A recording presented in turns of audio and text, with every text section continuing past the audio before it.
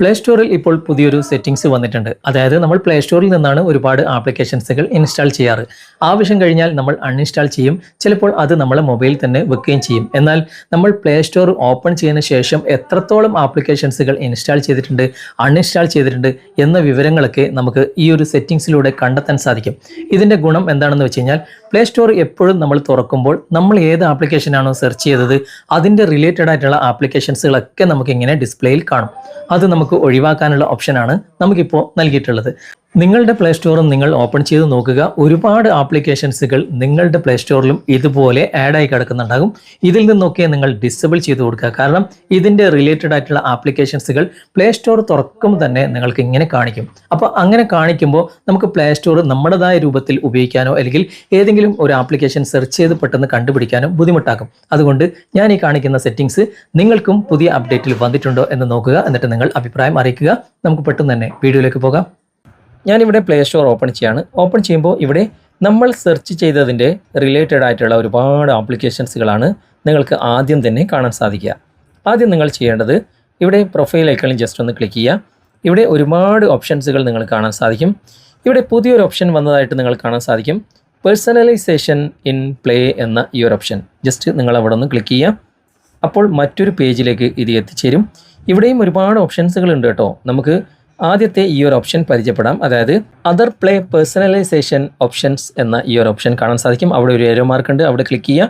അപ്പോൾ മറ്റൊരു പേജിലേക്ക് എത്താൻ സാധിക്കും. ഓക്കെ, ഇവിടെ കുറച്ച് താഴേക്ക് വന്നു കഴിഞ്ഞാൽ യുവർ പ്ലേ കണ്ടൻറ്റ് എന്ന ഓപ്ഷൻ കാണാൻ സാധിക്കും. ഇവിടെ യൂസിങ് 1095 ഐറ്റംസ് ഇവിടെ കാണാൻ സാധിക്കും.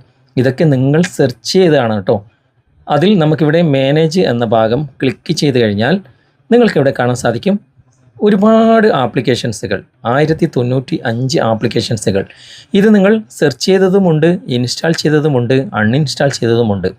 ഇതിൻ്റെ റിലേറ്റഡ് ആയിട്ടുള്ള ആപ്ലിക്കേഷൻസുകളാണ് പ്ലേ സ്റ്റോർ തുറക്കുമ്പോൾ തന്നെ നിങ്ങൾക്ക് കാണാൻ സാധിക്കുന്നത്. നിങ്ങൾ പ്ലേ സ്റ്റോർ തുറന്ന് ഏതെങ്കിലും ഒരു ആപ്ലിക്കേഷൻസുകൾ ഇൻസ്റ്റാൾ ചെയ്യാൻ വേണ്ടി ശ്രമിക്കുമ്പോൾ പ്ലേ സ്റ്റോർ ഒന്ന് ഹാങ് ആവുന്നതായിട്ടും അതായത് സ്പീഡ് കുറയുന്നതായിട്ടൊക്കെ നിങ്ങൾക്ക് അനുഭവപ്പെടുന്നത് നിങ്ങളുടെ സെർച്ച് ലിസ്റ്റിൽ ഇതൊക്കെ ഇങ്ങനെ എനേബിൾ ആയി കിടക്കുന്നതുകൊണ്ടാണ്. അതുകൊണ്ടാണ് ഇങ്ങനെ നമുക്കൊരു പുതിയൊരു ഓപ്ഷൻ നൽകിയിട്ടുള്ളത്.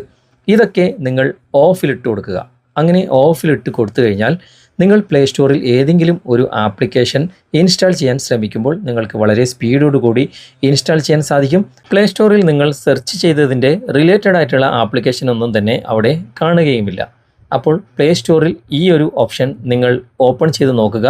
എത്രത്തോളം ആപ്ലിക്കേഷൻസുകൾ ഇതുപോലെ എനേബിളായി കിടക്കുന്നുണ്ട് എന്ന് നോക്കുക. അതിൽ നിങ്ങൾ എല്ലാം തന്നെ ഇതുപോലെ ക്ലോസ് ചെയ്തിട്ട് കൊടുക്കുക. പ്ലേ സ്റ്റോറിൽ ഞാൻ ഈ കാണിച്ച ഓപ്ഷൻ നിങ്ങൾക്കും വന്നിട്ടുണ്ടോ എന്ന് നോക്കുക. ഉണ്ടെങ്കിൽ ഞാൻ ഈ കാണിക്കുന്നത് പോലെ തന്നെ നിങ്ങളുടെ മൊബൈലിലും സെറ്റ് ചെയ്ത് വെക്കുക. പ്ലേ സ്റ്റോറിൻ്റെ സുഗമമായിട്ടുള്ള നല്ല സ്മൂത്ത് ആയിട്ടുള്ള ഉപയോഗത്തിന് നിങ്ങൾക്കും വളരെയധികം ഇത് ഉപകാരപ്രദമായിരിക്കും. ഇന്നത്തെ വീഡിയോ നിങ്ങൾക്ക് ഉപകാരപ്രദമായി എന്ന് തോന്നുന്നുണ്ടെങ്കിൽ നിങ്ങളുടെ കൂട്ടുകാരിലേക്കും വീഡിയോ ഷെയർ ചെയ്തെത്തിക്കുക. അതുപോലെ തന്നെ വീഡിയോ കുറിച്ചുള്ള അഭിപ്രായങ്ങളും നിർദ്ദേശങ്ങളും നിങ്ങൾ കമൻറ്റായി രേഖപ്പെടുത്തുക. വീഡിയോ ഇഷ്ടമായിട്ടുണ്ടെങ്കിൽ ലൈക്ക് ചെയ്യാനും കമൻറ്റ് ചെയ്യാനും ഷെയർ ചെയ്യാനും മറക്കരുത്. ചാനൽ ഇതുവരെ നിങ്ങൾ ഫോളോ ചെയ്തിട്ടില്ലെങ്കിൽ ചാനൽ നെയിമുകളൊക്കെ ഇവിടെ താഴെ കാണാൻ സാധിക്കും. ഫേസ്ബുക്കിലാണെങ്കിലും യൂട്യൂബിലാണെങ്കിലും ഈ നെയിമിൽ സെർച്ച് ചെയ്ത് കഴിഞ്ഞാൽ ഞങ്ങളുടെ ചാനലിലേക്ക് എത്തിച്ചേരാൻ സാധിക്കും. ഇഷ്ടമായിട്ടുള്ള വീഡിയോസുകൾ അതിൽ കാണുകയാണെങ്കിൽ സബ്സ്ക്രൈബ് ചെയ്യുക, ഫോളോ ചെയ്യുക, സപ്പോർട്ട് ചെയ്യുക, ലൈക്ക് ചെയ്യുക. അടുത്ത നല്ലൊരു വിഷയവുമായി അടുത്ത അവസരത്തിൽ നമുക്ക് വീണ്ടും കണ്ടുമുട്ടാം. Thanks for watching. Bye-bye.